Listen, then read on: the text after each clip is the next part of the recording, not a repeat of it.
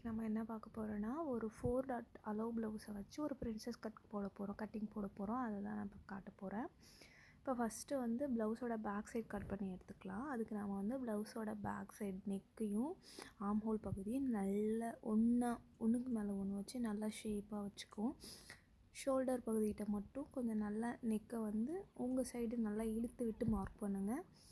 Mark பண்ணிவிட்டு ஷோல்டர்கிட்ட ஒரு 1/2 inch, அதாவது 1/2 இன்ச்சு விட்டுக்கிறேன். ஆம் ஹோல் பகுதிக்கிட்ட 1.5 இன்ச் வர்றேன். என்னோடய ஆள்காட்டி விரலில் பார்த்தீங்கன்னா என்னோட 2 கோடு, நான் அதை மெஷர் பண்ணி பார்த்தேன்னா எனக்கு வந்து 1.5 இன்ச்சஸ் வரும். ஸோ அதனால் நான் எப்பயுமே ஆம் ஹோல் பகுதிக்கிட்டேயோ சுடிக்கோ இல்லை ப்ளவுஸ்க்கோ எப்போ மார்க் பண்ணணுன்னாலும் நான் அந்த 2 கோடு இருக்குது இல்லையா, அதை வச்சு தான் மார்க் பண்ணுவேன். இப்போ நான் ஃபுல்லாக மார்க் பண்ணிக்கிட்டேன். இப்போ மார்க் பண்ணி எடுத்துகிட்டு நான் என்ன பண்ணுறேன்னா அதை நல்லா ஷேப்பாக உங்களுக்கு தெரிகிற மாதிரி மார்க் பண்ணி விட்டுக்கிறேன். இப்போ என்ன பண்ணுறேன்னா இதை நான் கட் பண்ணி எடுக்க போகிறது கிடையாது. நான் இதுக்கு வந்து ஃப்ரண்ட் பார்ட்டும் மெஷர்மெண்ட்டும் போட்டுட்டு அதுக்கப்புறம் தான் ஓகே ஃப்ரண்ட் அண்ட் பேக் ஒழுங்காக வந்திருக்கா அப்படின்னா மட்டும்தான் கட் பண்ணுவேன். அப்படி இல்லைன்னா நான் கட் பண்ண மாட்டேன். திரும்ப என்ன கரெக்ஷன் இருக்கோ அதை பண்ணணும்ல. ஸோ அதனால் இப்போ வந்து ஃப்ரண்ட் பார்ட் கட் பண்ணுறதுக்கு நம்ம வந்து கொக்கி தைச்சிருப்போம் இல்லையா, அந்த சைடு வச்சு நீங்கள் மெஷர்மெண்ட் போட்டிங்கன்னா கரெக்டாக இருக்கும். ஏன்னா அதில் தான் வந்து பர்ஃபெக்டான அளவு நமக்கு தெரியும். இப்போ என்ன பண்ணோன்னா அந்த கொக்கி பகுதியை அடியில் வச்சு நான் வந்து ஃப்ரண்ட்டையும் மார்க் பண்ணிக்கிறேன். ஃப்ரண்ட்டையும் அதே மாதிரி தான் நல்லா ஷேப்பாக வச்சுட்டு இப்போ ஃப்ரண்ட்டில் கழுத்து பகுதியை நான் வந்து மார்க் பண்ணுறேன்.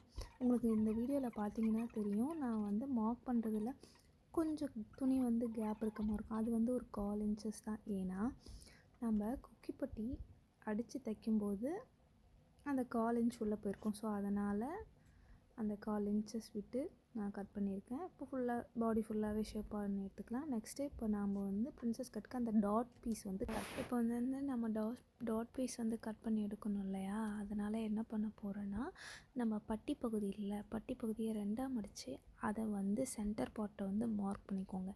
இப்போ அதிலேருந்து நமக்கு வந்து இந்த சைடு டாட்டோட லென்த் எவ்வளோ வருது, ஹைட் எவ்வளோ வருது, இதெல்லாம் வந்து மார்க் பண்ணிவிட்டு இப்போ வந்து நம்ம வந்து என்ன பண்ணுறோன்னா அந்த டாட் பீஸை வந்து கட் பண்ணி எடுத்துகிட்டு நம்ம வந்து ஆம் ஹோல்கிட்ட நீங்கள் எக்ஸ்ட்ரா எந்த ஒரு கட்டிங்குமே பண்ணாதீங்க, இருக்கிறத அப்படியே வச்சுக்கோங்க. ஏன்னா நம்ம வந்து பிரின்சஸ் கட் ப்ளவுஸில் வந்து ஆம் ஹோல்கிட்ட தான் நம்ம வந்து ஒரு ஜாயிண்டிங் வரும். என்னென்னா சென்டர் டாட்டை வந்து கட் பண்ணி ரிமூவ் பண்ணிவிட்டு மற்றபடி கொக்கிப்பட்டி சைடில் வர அந்த 1 டாட் வரும். அதே மாதிரி ஆம்ஹால்கிட்ட வர டாட்டும் வரும். அதுக்கு நீங்கள் எக்ஸ்ட்ரா ஃபேப்ரிக்லாம் கட் பண்ணாதீங்க.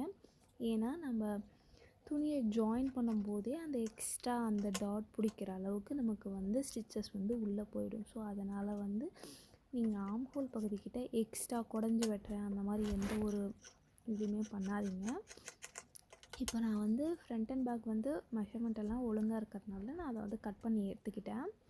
இப்போ என்ன பண்ண போகிறேன்னா அந்த டாட் மட்டும் நான் என்ன பண்ண போகிறேன்னா சென்டர் டாட்டை மட்டும் கட் பண்ணி எடுத்துக்க போகிறேன்.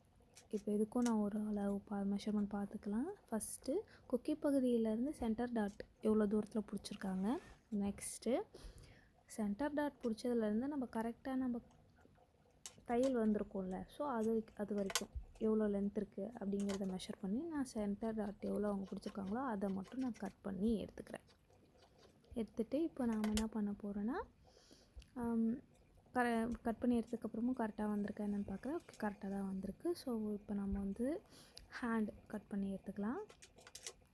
இப்போ ஹேண்ட் பார்த்திங்கன்னா எவ்வளோ இருக்கோ அதை அப்படியே போட்டுட்டு ஆக்சுவலி என்னென்னா எனக்கு வந்து ஹேண்டுக்கு வந்து லென்த் பத்தலை, எனக்கு எக்ஸ்ட்ரா ஃபேப்ரிக்கும் கிடையாது. அவங்களோட சைஸ் வந்து ப்ளஸ் சைஸ் தான். ஆனால் இவங்க வந்து சாரியில் வந்திருக்கு இல்லையா, அந்த ப்ளவுஸ் பீஸ் தான் கொடுத்தாங்க. ஓகே ஒன்றும் பிரச்சனை இல்லை. இப்போ ஒரு 2 இன்ச்சஸ் கம்மியாகவே வச்சு நம்ம வந்து ஸ்டிச் பண்ணுவோம். ஸோ இப்போ அதே மாதிரி தான் இப்போ நீங்கள் எப்படி ஃபுல் பாடி போட்டிங்களோ அதே மாதிரி ஹேண்டையும் அப்படியே விட்டு இப்போ மார்க் பண்ணிக்கோங்க. மார்க் பண்ணிவிட்டு என்ன பண்ணுறீங்கன்னா இதுலேயுமே நான் வந்து ஹேண்டை தான் வந்து அந்த எக்ஸ்ட்ரா 2 இன்ச்சஸ்க்கு நான் ஹேண்டு தான் யூஸ் பண்ணுவேன். டேப் யூஸ் பண்ண மாட்டேன், எனக்கு அது பழக்கமாகிடுச்சு.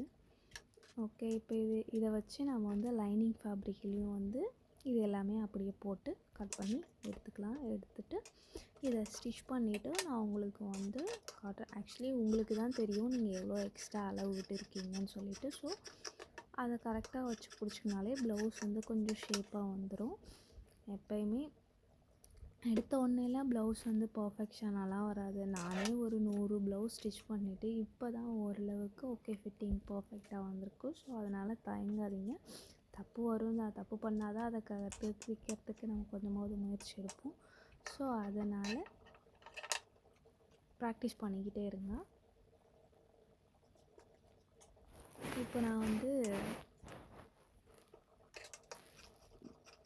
இது அந்த ஃப்ரண்ட் அண்ட் பேக் ஆக்சுவலி நான் தனித்தனியாக அங்கே ஒரே பீஸாக தான் இருக்கேன். ஸோ அதனால் லைனிங் துணியில் வந்து போட்டுறதுக்கு ஆக்சுவலி நான் இதில் பார்த்தீங்கன்னா ஜாயின் பண்ணிலாம் திரும்ப மாட்டேன். நீங்கள் என்ன பண்ணுறீங்கன்னா, லைனிங் ப்ளவுஸ்னால் என்ன பண்ணுவாங்கன்னா, ஏதாவது ஒரு பீஸில் மட்டும் கழுத்து பகுதி வந்துட்டு அதை வச்சு ஷோல்டர் திருப்புவாங்க. அப்படி பண்ணாதீங்க. அப்படி பண்ணிங்கன்னா உங்களுக்கு ஈஸியாக வந்து ப்ளவுஸ் வந்து நெக்குக்கிட்ட வந்து டேமேஜ் ஆகும். ஒரு மாதிரி இழுத்து பிடிச்ச மாதிரி இருக்கும். நீங்கள் என்ன பண்ணுறீங்கன்னா, வித்தவுட் லைனிங் இல்லாமல் நீங்கள் எப்படி ஸ்டிச் பண்ணுவீங்களோ அதே மாதிரி லைனிங்கை வச்சும் நீங்கள் வந்து கழுத்தை ஜாயின் பண்ணி லாஸ்ட்டாக கழுத்துக்கு வந்து ஒரு கிராஸ் பீஸ் வச்சு திருப்பினீங்கன்னா கொஞ்சம் நல்லாயிருக்கும். நெக்ஸ்ட்டு வந்து நான் ஃபுல்லாக இப்போ கட் பண்ணி எடுத்துட்டேன். இப்போ என்ன பண்ண போகிறேன்னா ஸ்டிச்சிங் தான் பண்ண போகிறோம். நான் இதை வந்து ஸ்டிச் பண்ணி முடிச்சுட்டு உங்களுக்கு எப்படி இருக்குதுன்னு சொல்லி ஃபைனல் லுக் எப்படி இருக்குதுன்னு சொல்லிட்டு காட்டுறேன்.